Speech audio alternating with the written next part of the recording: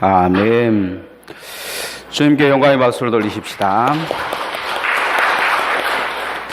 오늘 설교 제목 예수님을 닮아가십시다 세 번째인데 따라하십시다. 예수님을 닮아가십시다. 여러분은 살아오면서 누구를 제일 많이 닮았다고 이렇게 이야기를 들어보셨습니까? 저는 어렸을 때에 늘 엄마 많이 닮았다 이렇게 들었어요. 엄마를 닮았다는 것이 저는 되게 자랑스러웠습니다.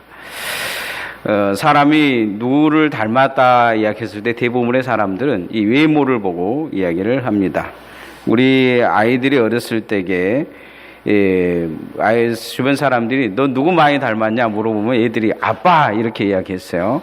근데 제가 아빠 그러면 자랑스러운 것보다도 속으로 그런 생각했어요. 엄마를 더 많이 닮아야 될 텐데 분위기가 동의하신 분위기예요. 이 땅에 대부분의 사람들이 사람들을 만날 때 닮은 사람끼리 이렇게 서로 좋아하고 이렇게 만나고 그런다고 합니다.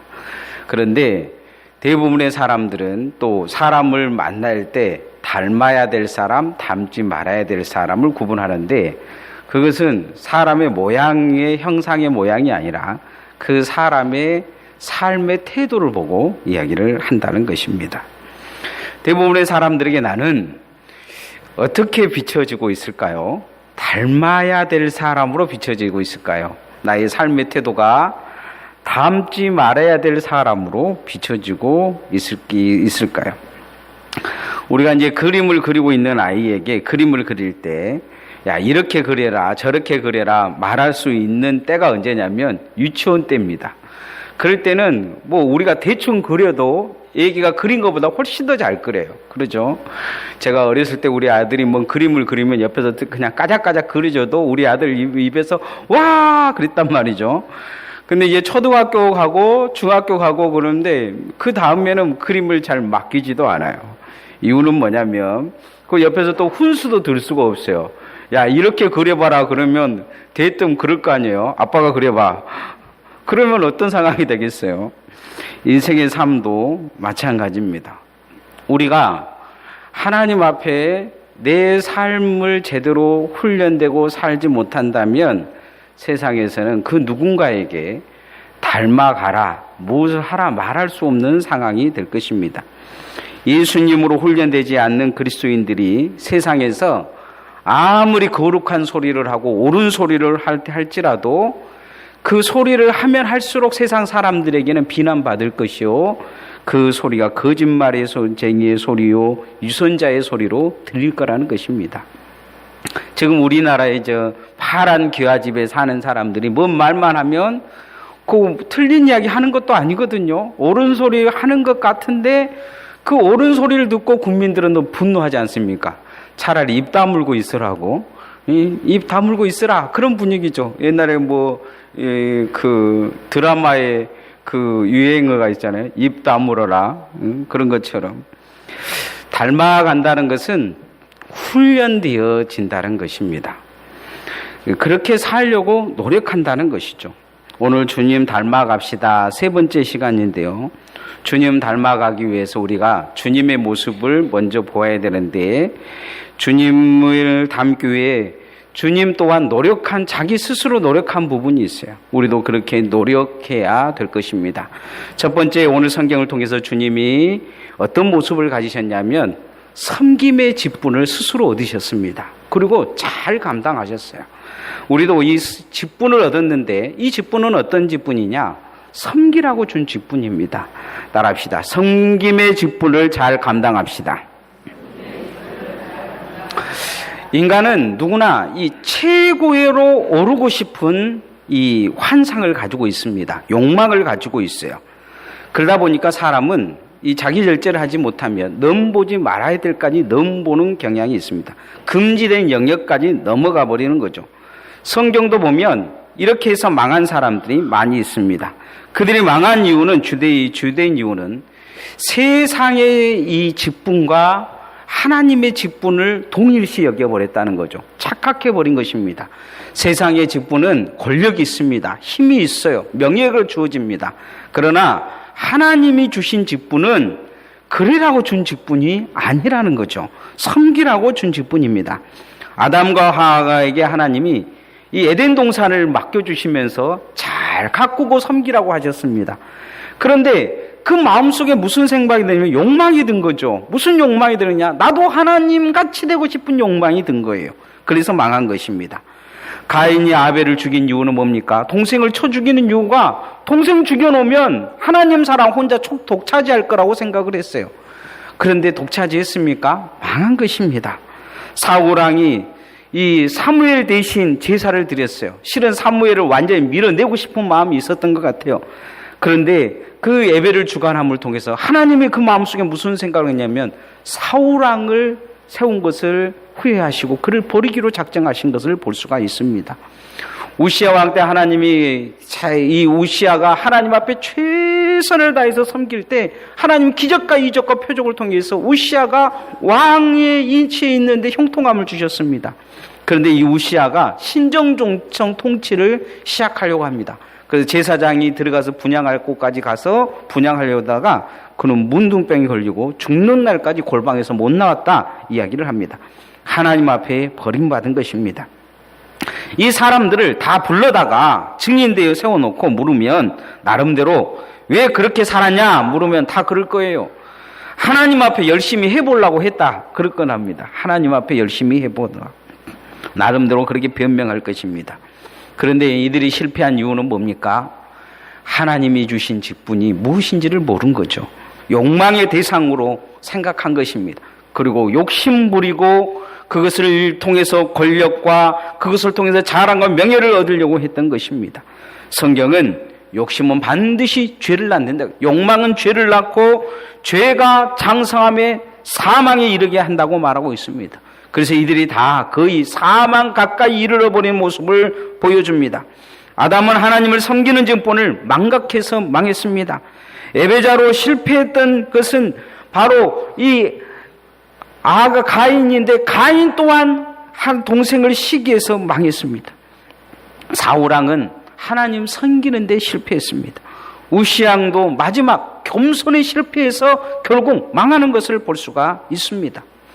그러나 성경은 반대로 섬김으로 성공한 사람들이 있습니다. 에녹은 365년 동안에 하나님 앞에 예배자로 성공합니다. 하나님과 동행함으로 성공합니다. 철저히 하나님 앞에 섬김을 통해서 죽음을 보지 아니하고 천국으로 갔다 성경은 말하고 있습니다.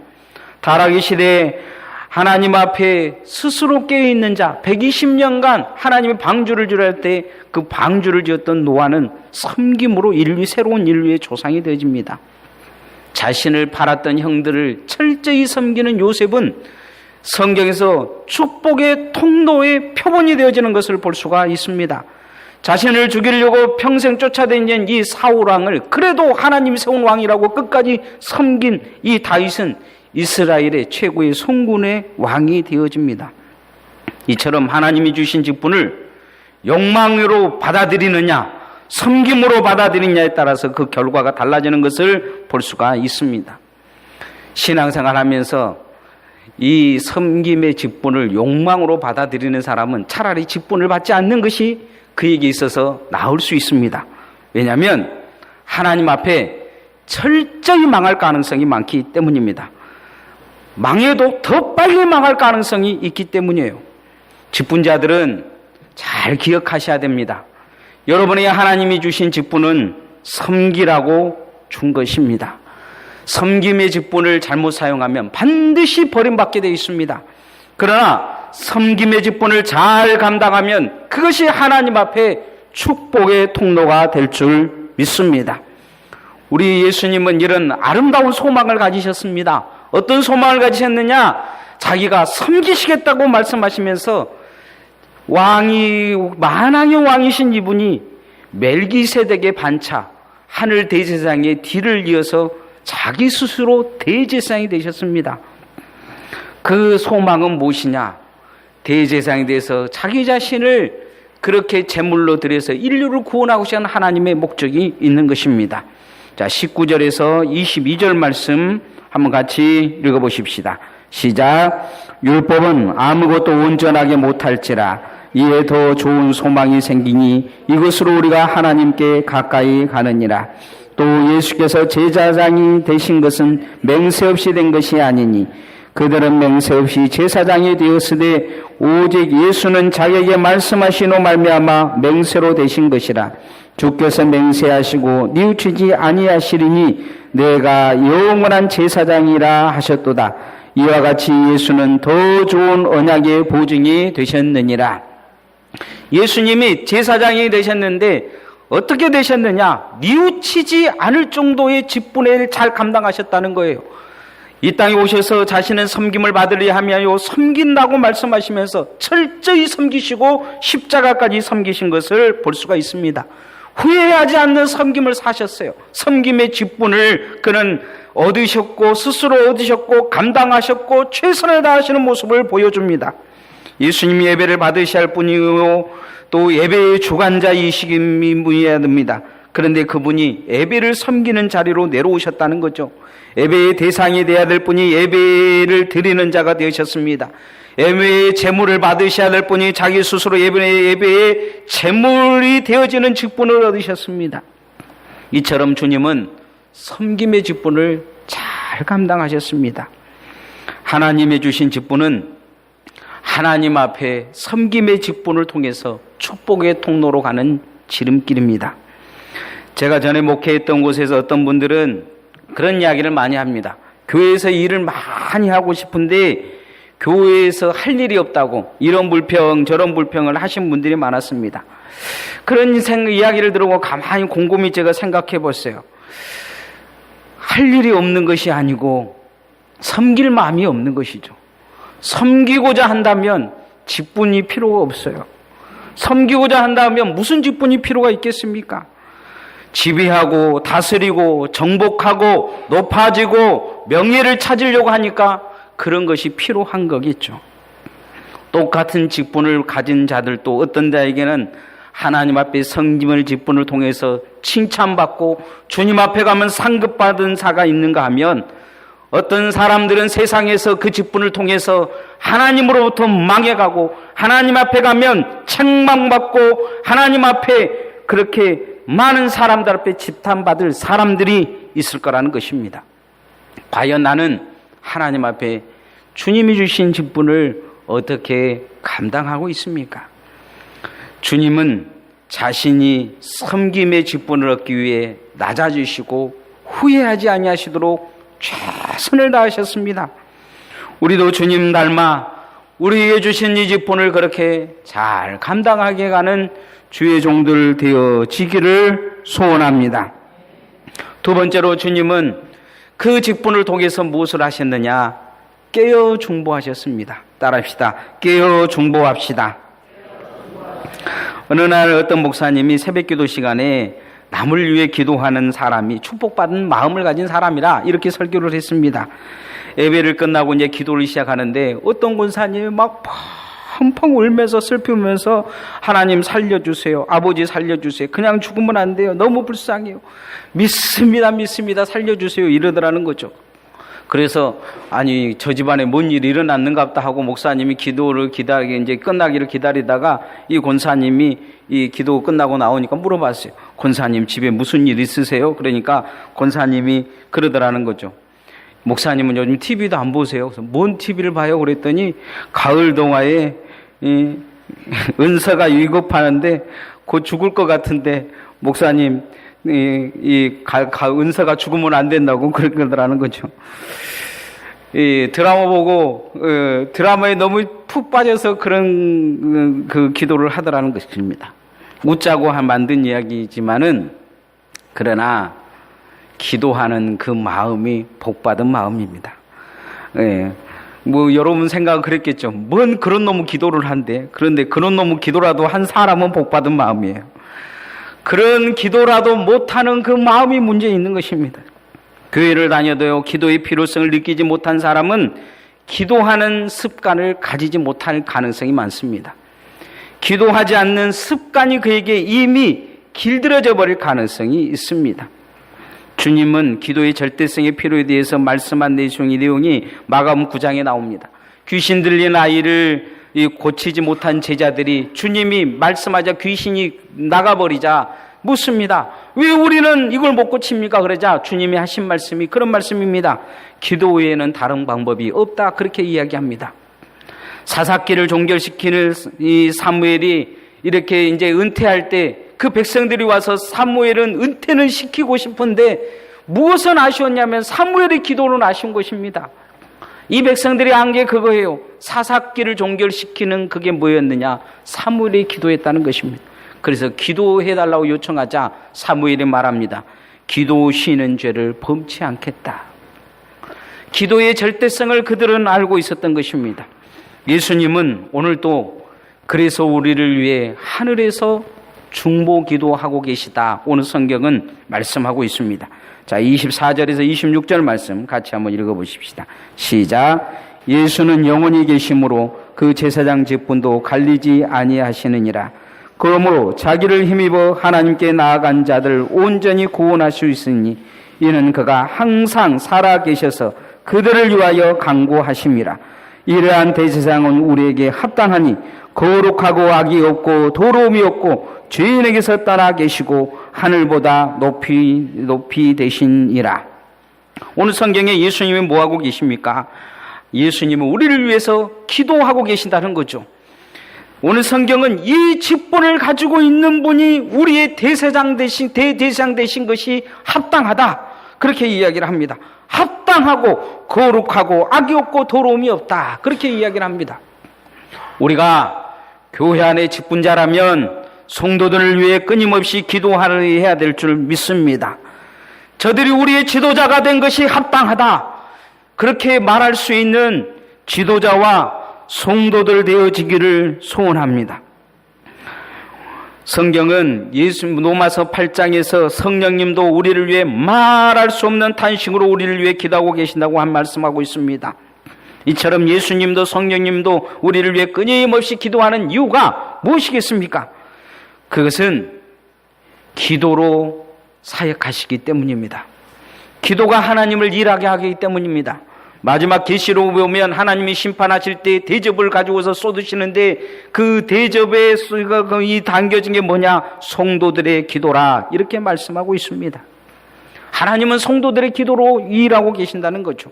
그래서 우리는 깨어 중보하는 직분을 잘 감당해야 될 줄 믿습니다. 미국의 유명한 봉사인 무디 목사님이 1872년 영국의 조그마한 교회 가서 부흥회를 열었는데 이 작은 교회가 갑자기 400명이 전도가 돼서 막 부흥이 일어난 거예요. 이 목사님이 이제 자기가 설교를 잘해서 그런 줄 알았는데 나중에 그가 알게 된 것은 그 교회에 기도하는 사람이, 교회를 위해 기도하는 사람이 한 사람이 있다는 것을 알게 된 것입니다.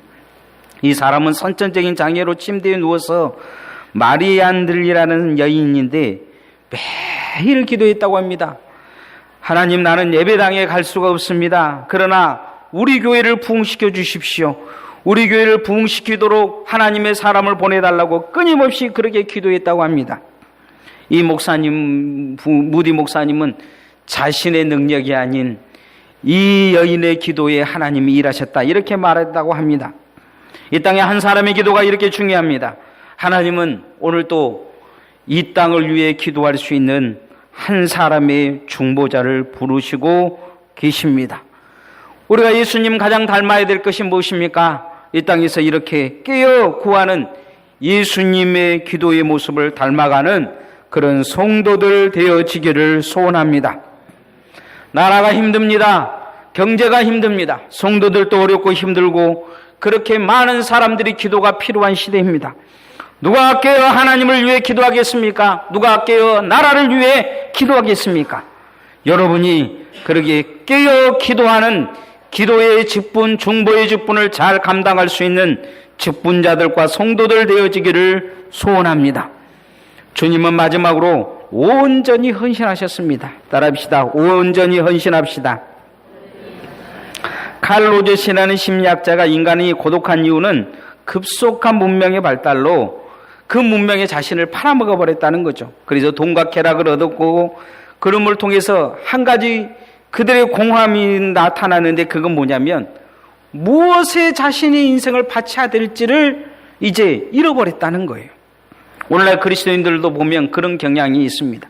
예전은 교회를 위해 살겠다고 그랬어요. 주님을 위해 살겠다고 그랬습니다. 청년들도 보면, 교회에 있는 청년들을 다 물어보면 주님이 죽겠다는 이야기를 아주 쉽게 했습니다.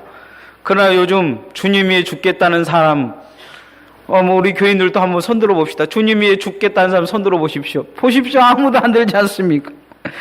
여러분, 무엇을 위해 살겠습니까? 무엇을 위해 살고 계십니까? 무엇을 위해 살겠다는 건 이 세상 사람들에게 물으면 다 그렇게 대합니다. 자식을 위해, 돈을 위해, 어떤 사람들은 사업한 사람들은 빚만 갚으면 그 다음에 죽겠다 이렇게 이야기한 사람도 있다고 합니다. 그러면 그 질문에 목숨을 바칠 수 있겠습니까 하면 다들 주저한다고 합니다. 예전엔 그래도 자식을 위해서 목숨을 바치겠다고 생각하는 사람들 많지만 요즘은 다들 그렇지 않습니까? 대학만 졸업해봐라. 너는 나와 남남이다. 그렇게 이야기한다고 합니다. 여러분, 여러분이 주님께 가서 물어보시면 주님은 뭐라고 대답하시겠습니까? 주님은 그렇게 말씀하실 것입니다. 너희들을 위해 살겠다. 주님이 이게 정말 그렇게 하시겠습니까? 그러면 주님은 주지 않고 말씀하십니다. 너희들을 위해 십자가에 내가 못 박혔노라. 이미 다 내었노라. 그렇게 말씀하실 것입니다. 오늘 우리가 성만찬을 합니다. 이 성만찬은 주님의 살과 피를 우리에게 다 내어주신 증거입니다. 주님은 이렇게 우리를 위해 헌신하셨습니다. 생명을 내어주셨다는 것입니다. 자신을 대속물로 내어주셨습니다. 자, 27절, 28절 말씀 한번 같이 읽어보십시다. 그는 더 저 대제사장들이 먼저 자기 죄를 위하고 다음에 백성의 죄를 위하여 날마다 제사 드린 것과 같이 할 필요가 없으니 이는 그가 단번에 자기를 들여 이루셨습니다. 율법은 약점을 가진 사람들을 제사장으로 세웠거니와 율법 위에 하신 맹세의 말씀은 영원히 온전하게 되신 아들을 세우셨느니라. 하나님의 아들인 자기 자신을 세워서 주님이 하신 게 뭐냐? 단번에 우리를 위해서 희생하셨다는 것입니다. 오늘 우리가 구약의 제사장들처럼 우리 자신을 위해 신앙생활 하는지는 모릅니다.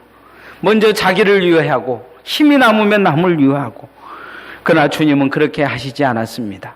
자신을 위해서 하신 게 아니고 단번에 우리를 위해서 희생하시며 온전히 헌신하신 것을 볼 수가 있습니다. 주님은 제자들에게 끊임없이 이 헌신을 요구하셨습니다.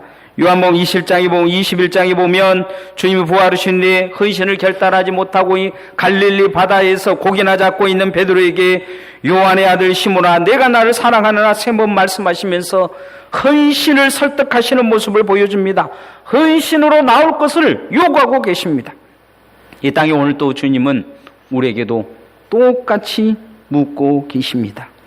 내가 나를 사랑하느냐? 주님 앞에 온전한 헌신으로 서기를 원하고 계신 것입니다. 오늘 또 이렇게 말씀하시면서 내 마음을 설득하고 계신 것입니다. 헌신해야 되지 않겠느냐? 주를 위해 살아야 되지 않겠느냐? 그렇게 말씀하고 있습니다.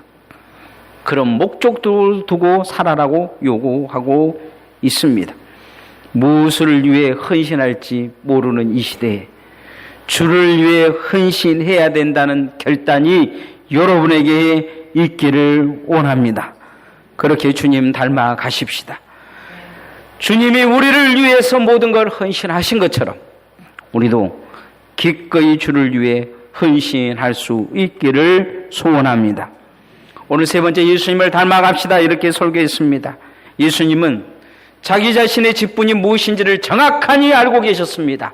섬기러 오셨다는 것입니다. 철저히 섬기셨습니다. 우리가 가진 직분이 하나님 앞에 섬김의 직분임을 알고 잘 섬겨서 이 섬김의 직분이 여러분에게 축복의 통로가 되어지기를 소원합니다. 그 직분으로 주님은 무엇을 하셨습니까? 뛰어 중보하셨습니다. 끊임없이 구하셨습니다. 우리도 이 땅을 위해 중보하는 그런 섬김이 있어야 될 줄 믿습니다. 자기 자신을 위한 것이 아닌 하나님의 나라를 위해서 우리를 위해 헌신하셨습니다. 우리도 이제 그렇게 헌신의 모습으로 주님 닮아가기를 소원합니다. 찬송하십시다.